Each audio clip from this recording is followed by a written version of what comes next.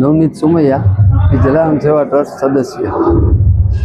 1876માં જલારામ બાપાએ અન્નક્ષેત્ર શરૂ કરેલ હતું। એ દિવસના યાદગીરીના ભાગરૂપે અને એની પ્રેરણા રૂપે આપણે અહીં જલારામ સેવા ટ્રસ્ટ દ્વારા આજે સતત 11મા વર્ષે રોટલા અન્નકૂટનું આયોજન કરેલ છે, જેમાં અલગ અલગ પ્રકારના 111 જાતના રોટલાનું આપણે અહીંયા દર્શન માટે રાખેલ છે।